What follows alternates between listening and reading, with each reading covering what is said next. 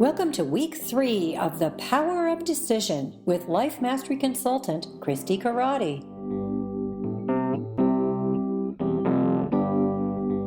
Okay, hello and welcome. This is week 3 of The Power of Decision. So let's just take a deep breath in and a deep breath out. You might have had a busy day, so just let the day drop away. Breathe in for the count of 4. Out for the count of 6. Let's do that 2 more times. In for the count of 4. And out for the count of 6. Okay. So let's start right where we start all of our work with our gratitudes and proud of, setting the tone.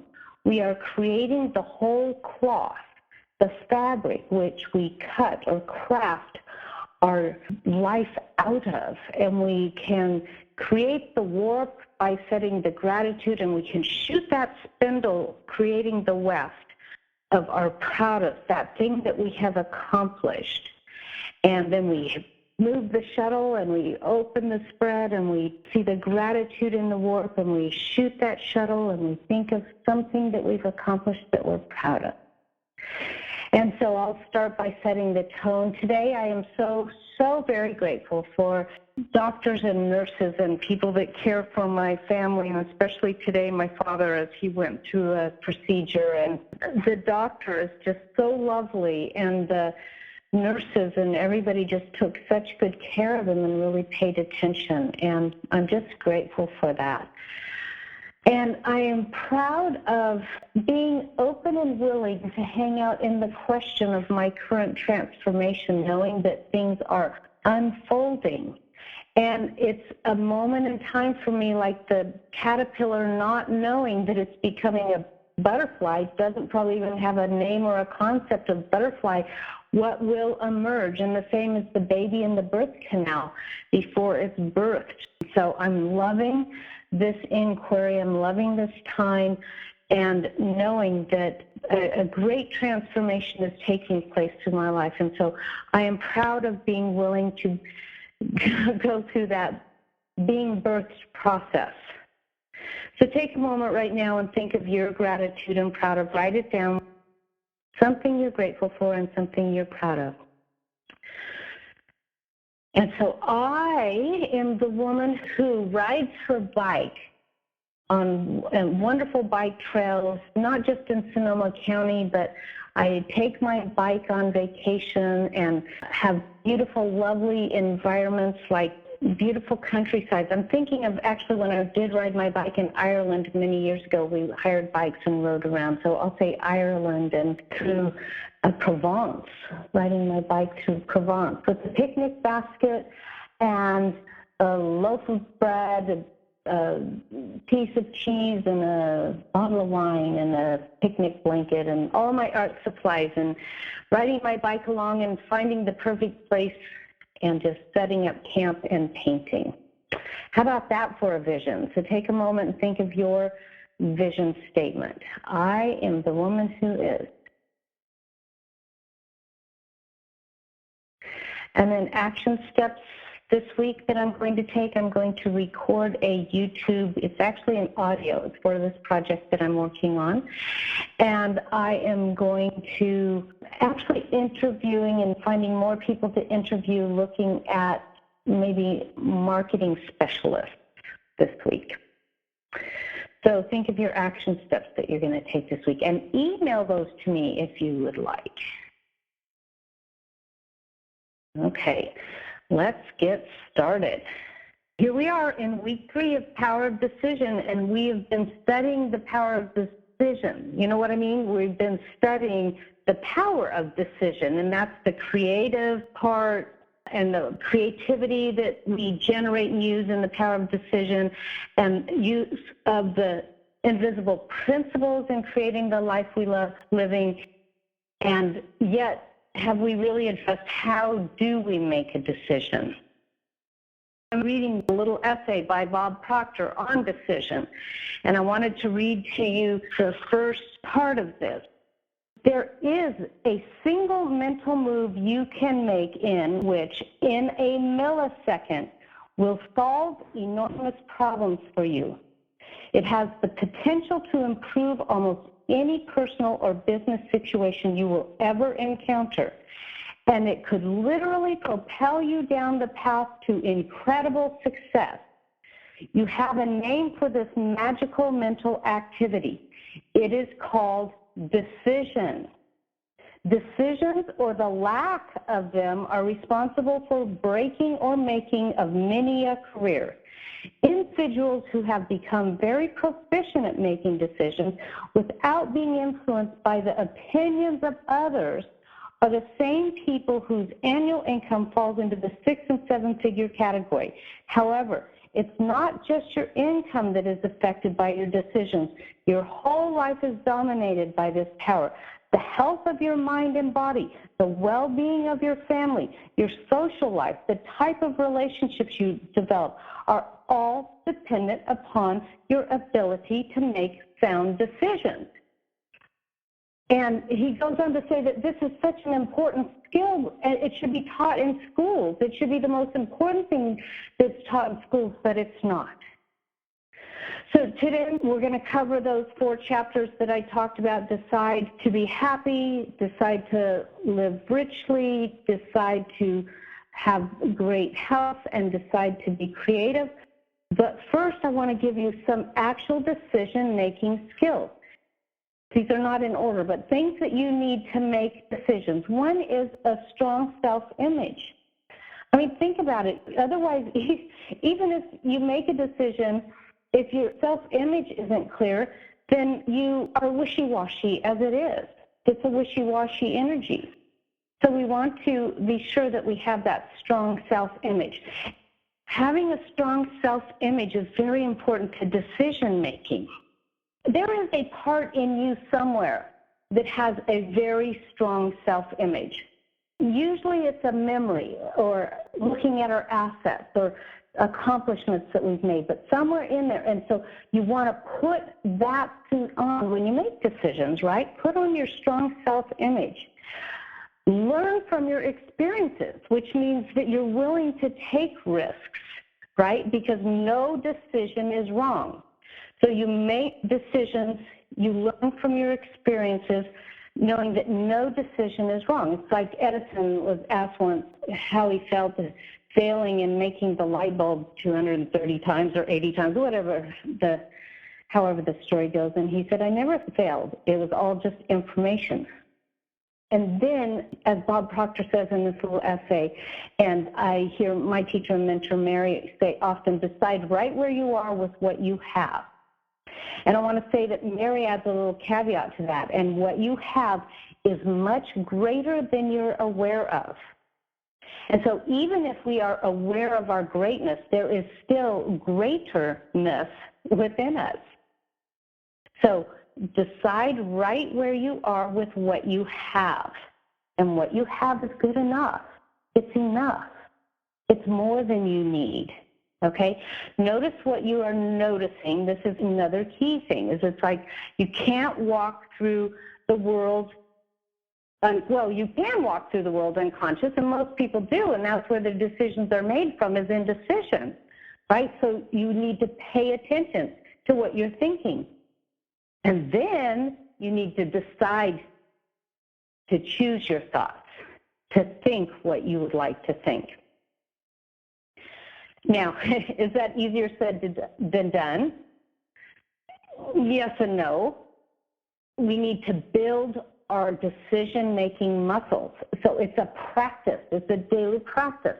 And we need to get stronger at making conscious decisions more than less, that we're more aware of the decisions that we're making, that we're making stronger decisions.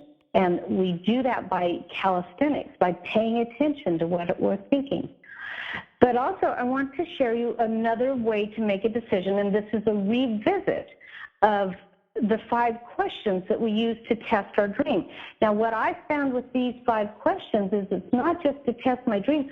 I use them to make decisions. Okay, is this new idea that I have going on in my head emerging? And I can pull out these 5 questions and I can test my decision with these 5 questions. So here they are. All of you have heard these before, but I'm putting these questions in a different context of how do you make a decision? Well, when a possibility comes up, an opportunity comes up, here are the 5 questions. Does it give you life? Right? Is there enthusiasm? Is there excitement? You're going to need passion to drive you through the hard parts of whatever decision you make. And are there going to be hard parts? My experience, yes. This is part of living on this physical horizontal plane. So does it give you life? Does it align with your core values?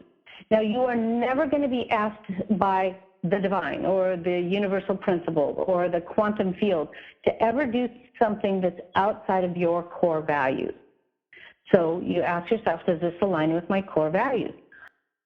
Does it cause you to grow? If you already know how to do it, it's not a big enough for you to invest your time and energy and whatever else you invest in. Does it cause you to grow? And does it require higher power? And that's the same thing, whether it's greater knowledge that you don't know, greater experience because you've never experienced it, or the divine. Does it require higher power? And is there good in it for others? And so if you use these 5 questions to test a question, it at least can head you in the right direction of your dream. Got that? So the 5 questions. Does it give you life? Does it align with your core values? Does it cause you to grow? Does it require higher power? And is there good in it for others? Okay, so diving into the 4 chapters around decide to be happy, live richly, healthy, creative. In rereading these chapters, there's one common denominator, and it doesn't start with the outside stuff, the job, the relationship, the things. It starts with changing your consciousness. That's why this month I've invited you to explore where you have limiting thoughts and to change and reprogram them. This is a change in consciousness. A change in consciousness is living a vision-driven life rather than a condition-based life. What does that mean to live a vision-driven life versus a condition-based life? That the circumstances and the conditions only control us when they get a hold of us. That's the condition-based life. But instead we say, I am the woman, I am the man who is the state or the dream. And then when you're in that knowingness, that future memory of knowing, and that you're realigning those synapses and getting everything headed in that direction of knowing that is your existence. I am the woman who is. I am the man who is. And then you ask yourself the question, if I am that person, then how am I acting? How am I showing up? How am I being? What is the state of my being? What do I do? Now, hold your vision. Think of your vision right now, right? Act as if it is in this moment, and it is, by the way. You can feel it. Feel the joy in it. Feel the success in it. Okay? Now, is there low self-image in this dream, in this vision? No. Would this person living this vision, this dream, be living in doubt? And if you aren't clear on the vision, just hold the vision of greater health, of greatest health, of vital health and energy, right? So the person who is perfect vital health and energy, do they have low self-image? Are they living in doubt? Do they second-guess themselves? No. From this place, you make powerful and strong decisions. You become willing to take those risks that move you in the direction, right? And so as often as you can, put on that vision.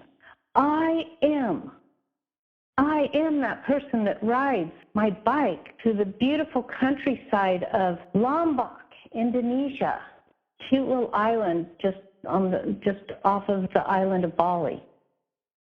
And there's rice paddy fields and everything, and houses and oxen and, all those things, right? So be that person. So, we can just end everything by saying, so there's only one thing we need to do. Change our consciousness. Yeah, and that's what we're here doing. That's what we're practicing. Okay, so getting on to our 4 little chapters. There's a lot of meat and content in there. I'm going to go through some of this with you. I've read this book several times, and now here I'm reading it again. And as I said, I never really kind of caught that idea that there's only one thing that we need to do is to change our consciousness. And so you have the opportunity. I'm just going to point out some things for you here, and you can mark them in your book. I know sometimes this heavy stuff is hard to plow through, and then it's a lot of repetition, right? But repetition is good, and it may be said slightly different the next time that we can hear it. So I'm going to start on page 80. So if you have your book, under happiness is an inside job, a couple paragraphs down, it says, if things do not make unhappy people happy, if things, like material things, do not make unhappy people happy, then what does? Here it says it again, a change of consciousness is the answer. And very few people want to change their consciousness. They want to change situations. So think about that. Where in your life are you trying to change the situation? Stop that. Change the consciousness. And how do we do that? We move to our place of deserving. It is my birthright for joy and happiness. That is who I am. That is my nature. A change experience can only happen to a changed individual. Okay, so you may think things are changing, but if you look at the results and kind of like the vibrational frequency of what's going on in your life, it's the same. The world responds to you by corresponding to your thought. Pretty cool, huh? I mean, that's really cool if you think about it. That's volition. That's like making a decision, and the universe must respond to it. Now, it must be sustained and an actual vibrational shift, right? But the world responds to you by corresponding to your thought. It becomes to you what you are to it. It's like the mirror, right? It outpictures your consciousness and can change only when your consciousness changes. Things, situation, and events do not happen. They are caused. And your mentality is a field of causation. What does that mean? The thinking stuff, right, from Wallace Wattles, the thinking stuff, which permeates, penetrates the infrastructures of all things. And a thought in the thinking stuff creates the form, right? That's what the field of causation is. And your mentality, your thought. So here it is, just said another way by Raymond Charles Barker. Okay, then on page 84. This is almost to the end of the first paragraph. You are born to be a dynamic thinker of great ideas, producing interesting experiences for yourself or others. Okay, here's a really good monitor of happiness. If you are not producing interesting experiences for yourself and others, something's wrong. And it probably has to do with self-image, and it probably has to do with not paying attention. It probably has to do with the fact that we need to strengthen those decision-making muscles, those awareness muscles. Once you decide that you will be happy, you will then need to state that you are happy now. So, yeah, when I get happy, I am happy. You may argue that you cannot state you are happy. I love this. Okay, this is like, just so you can find this in the book, because this is really powerful. It's in the second paragraph about the third sentence. You may argue that you cannot state you are happy when you are unhappy, that you would be telling a lie. I mean, a lot of people say, well, I can't say I'm happy. It's not true. It's telling a lie. Actually, when you do this, you are stating a truth. For the infinite endowed you with happiness. It's actually revealing your true nature. It's actually revealing, like equaling, like matching your true state. And so you may, because of whatever circumstances and conditions, feel unhappy.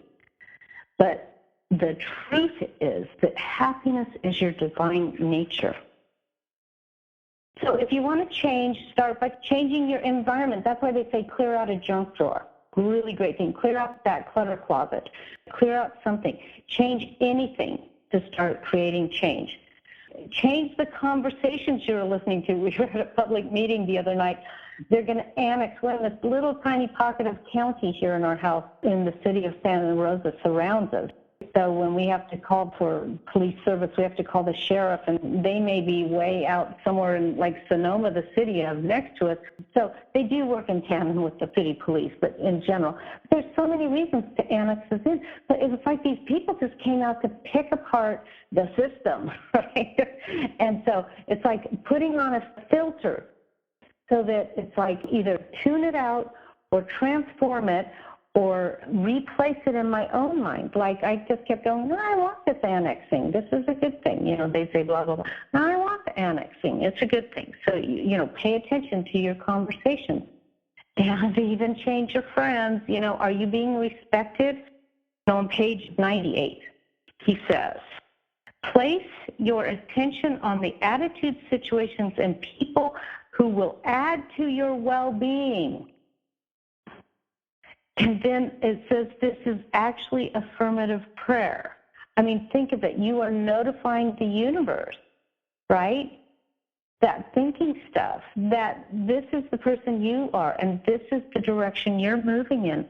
When you place your attention on the attitudes, situations, and people who will add to your well-being. Page 98. It's the beginning of the first paragraph. Place your attention on the attitudes, situations, and people who will add to your well-being. And you deserve no less. Your right to happiness. It's your right. And when you get that, when it is your right to happiness, then you make decisions from a very powerful place. You make strong decisions and you become willing to take risks that move you in that right direction. So a lot of this repeats itself. We're moving on to decide to live richly and page 103. You can live a much fuller life right where you are in the present circumstances. Remember, for those of you who have studied the science of getting rich, Wallace Wattles, right?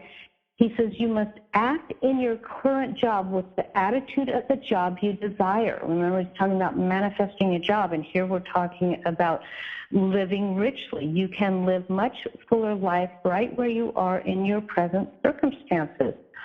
It requires a change of consciousness. There it is again. What is that change of consciousness? It's turning the vibration up. So go with me in your imagination. Think of a rich situation. I'm going to share one with you of mine, and then you find one. I saw a little boy walking with his mom the other day, and he looked down this big grate in the parking lot, and he asked his mom, what was it? And it reminded me of my little guy, and who's now not a little guy, of course. And he was so inquisitive, and he asked so many great questions and exploring and filling himself up with creative knowledge. And in that moment, and even in this moment now, even though it's a memory, I can feel the richness of my life. So now think of a moment when you felt the richness of your life.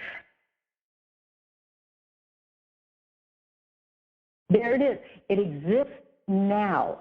Just like you have that part of you that is a strong image, you have a part of you that exists all the time. I mean, you can even think of a time when you were gifted some money if you want to have that experience of financial richness, or that you got a really great paycheck, or something. Put that on. There, you are feeling that living richly right now. I remember the house in Oregon is so beautiful, and I got to go and buy all, beautiful Persian rugs, which I have at this house, and beautiful furniture. And, and it wasn't about the thing. It was about the creativity. It was about the richness of life. And if you want to take a deeper dive into the money piece, read page 117 on prosperity. I'm not going to go into that. We know that money is a vehicle for allowing us greater experience to express ourselves. But he takes a deeper dive into it, and you can read that in the book. But on page 125, the last paragraph, this is the tail end of living richly, but it also relates to creativity. When we get to that, you are a free agent as far as your mind is concerned. You alone decide what shall be. This is the responsibility of life. For one person, it opens the door to limitations and frustrations. It's the choice. For another, it opens the wider door to freedom, growth, and true prosperity, which is the ability to do what you want to do when you want to do it. And that is your birthright. That is who you are.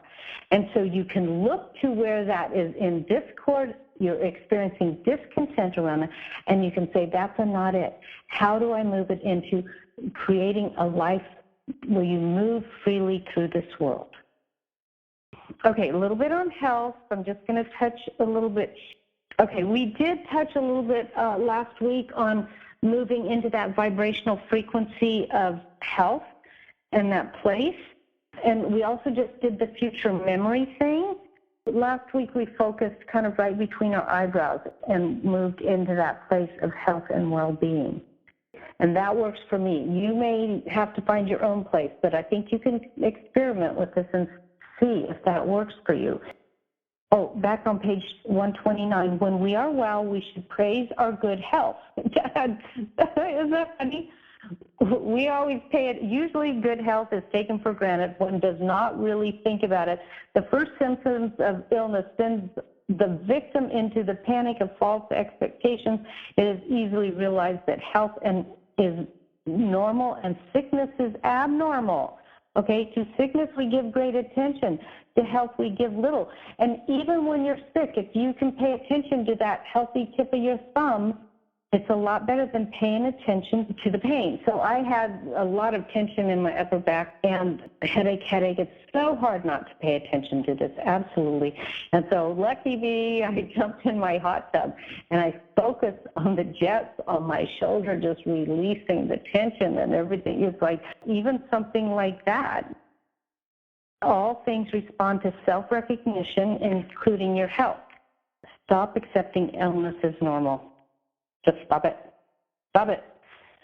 And true health is not a fad. Oh, and health is not our body. Health is a state of mind, right? Health is in our thinking. Okay, I'm going to move on to creativity, page 161 and 170. The second paragraph. So decide to be creative. Now, why is it important for us to decide to be creative? Well, that is also our nature, is to create. We are like a producing machine, whether we're producing babies, whether we're producing ideas, whether we're producing friendships. That is what we are. And so we can repeat what's been done before, like regurgitate it, or we can be the divine expressing itself in a way that has never been expressed before. And that, if the divine has a heart, to personify that, right? Think. When we create something in a new way, right? See things in a new way. So the second paragraph on page 161, go to a nearby public park and take time to really look at the trees. Not one of them is average. Each is distinct, different, and has its own personality. The creative power did not make one tree. Its idea of tree, like its other ideas, is one of infinite variety. Each full-grown tree has total self-expression and uniqueness. It is not like any other tree. Now think of your consciousness and ask yourself if it has any uniqueness in it. Are there any creative ideas in it? If not, then you are like an automaton. The world, your relatives, your friends, your employers tell you what to do, and you do it. they pull the strings of the puppet and the puppet dances to their tune. Now, going back to that tree doesn't actually look to the next tree to see what it's doing. It just like shines. Oh my gosh, we went to the Aspens in Santa Fe, and the ambient golden autumn lighting was, and they dance, they flicker, and the stems of the trunks of the trees are silver, but it doesn't ask the next one, hey, am I as pretty as you are, or can I be prettier? No, it just is its beauty and its uniqueness, like the different curves and the different configurations. Some of the trees, the leaves were turning golden quicker than the others, so there were still patches of that light green in it. So we don't need to turn to our buddy and ask him if this is the right way to do this. And that self-image helps us make strong decisions.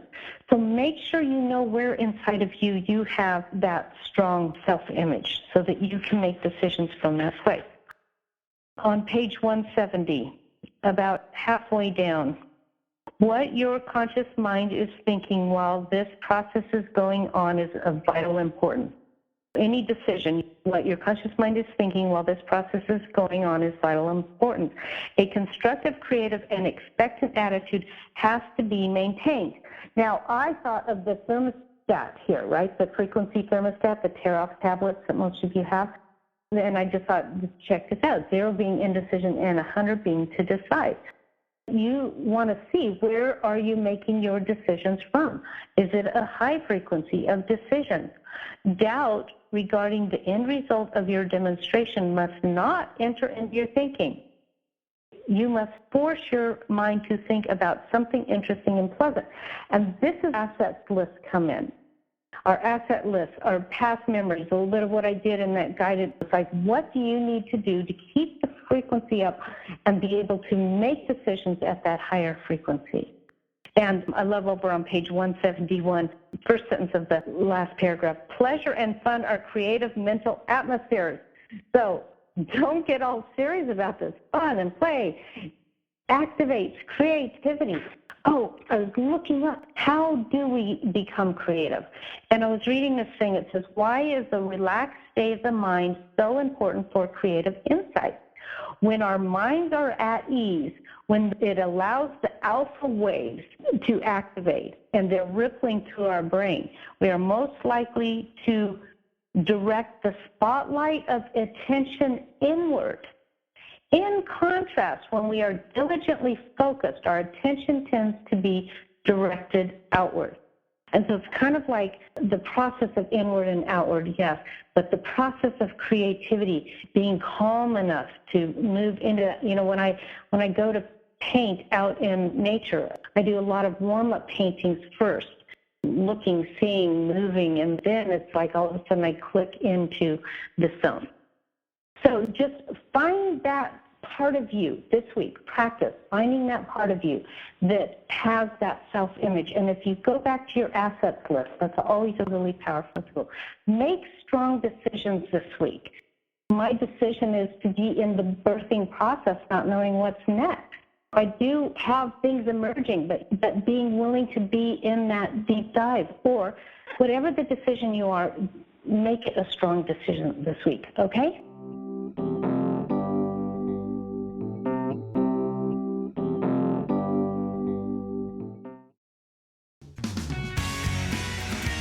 Thank you for listening to this podcast.